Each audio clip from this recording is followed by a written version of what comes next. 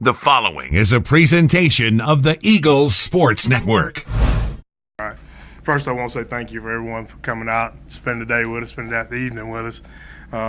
We always look forward to this day for us and our players to be able to kind of come out and communicate about our team and where we're at. You know, when I talk about our theme this year is unshakable, which is Psalms 125. It says that those who trust in the Lord are like the mighty Mount Zion and cannot be shaken. And so the big thing that we've worked on doing all summer long is, putting guys in different situations to challenge them, to kind of see if that growth and development will continue to work to show up. For the most part, they've been dead on. I mean, I can't tell you how many times the schedule's changed or this have changed, but, they've worked to kind of continue to keep what we always call in coaching focus. And so, we've got a really good group of guys. We finally got a group of guys that's been here for a little while.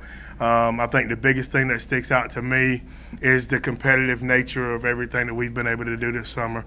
When you start looking, and our coordinators will talk later, but about positions and across the board, we feel like we're fairly competitive across the board. Guys kind of pushing and challenging to figure out, even still today, who's going to be that guy that lines up and starts Thursday night versus Lynchburg. And, the good thing about that is that type of depth will continue to kind of happen throughout the season, to where guys always have an opportunity to not just compete on game day, but also compete every day in practice. Questions for Coach Clowney? Hi, Coach. How you doing? Good. So just to start, what kind of aspects about this specific team in general are you most excited about this season? I think they're focused. I think, primarily we've used several different themes. In this summer, we talked a lot about being about business. And then that's kind of transitioned into, this fall camp, that we talk about being unshakable. And part of that is taking a business approach to everything that you do every single day. Even when things get hard, finding a way to respond to that.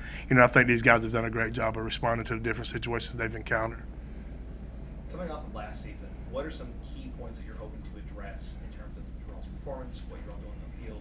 What are you hoping to see change? And I think that's the biggest thing with that theme, unshakable. I think there are points and times to where we kind of got our back against the wall, or we got in certain situations where we either had success or we didn't have success. And then it's just like it dictates this mindset that, the things that kind of happened to us that were negative probably weren't related to talent as much as they were to how we responded and handled those situations. So the big thing I want to see us do this year is to be able to handle, both success. That's just one of those things, during the season, good football teams, you're going to have some success. The thing that we don't like talking about is there are going to be some failures. And, we've got to minimize the effects of that and move forward so that we can get back on the success side of things. Coach, I don't know if I've ever seen a depth chart with this many overs on since I've been around. Talk about that a little bit. It can be an opportunity, I guess, to play a lot of guys. It is. I mean, I think that's the thing it does. It gives you opportunity to hopefully get a lot of guys involved. But more than anything, I think any situation we get these guys at this level, I think that's one thing that defines college athletes, so they're competitive. And so, when you have a chance to compete every day, to me, you have a chance to get better every day. And so, when you see those oars on there, and, it's crazy, they're legitimately oars. Yeah. I'm coming over here, who's going to start here? We got two quarterbacks in the room today because we don't know which one of them is going to start yet on Thursday. And we could have done that across the board with a lot of positions. And so, but, the biggest thing is just keeping their heads down, staying focused, not getting frustrated, and continue to trust the process. Well, I know Trey and Zane have both been here for a couple of years.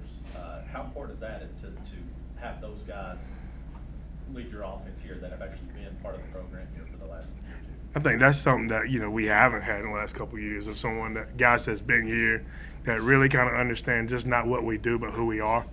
And I think that's one thing that they really drive for us is that kind of leadership from a standpoint of understanding who we are as a university, who we are as a team, and then also what we do as a program from a football standpoint. Offensively, all these guys have had to kind of learn a couple of things a good little bit new this semester, and just watching them attack that has been fun. Last season came in those last 3 weeks, 3-5, won the last 3 games. Very impressively, kind of flipped the script there. Talk about that momentum coming into this year. I think that was something to where we got our back against the wall. Like, we had to win those games to come out with at least having a winning season. And that's what you want guys to be able to see a challenge, accept it, and then go respond to it. And so I think that's the thing that's really driven us, from the end of last season up until this point today. We just kind of present little challenges, throughout those times and just work to see them respond to it. And so, this year, like, we haven't really sat down and talked numbers like, what you gonna win, what you gonna lose. We're gonna win all of them. And they know that that's the standard that we're shooting for. But the key is to just go win every day, and then we'll find ourselves where we need to be at the end of this thing. I find it interesting. Obviously, Carson-Newman football has been about God first and foremost. Ever and ever and ever, amen.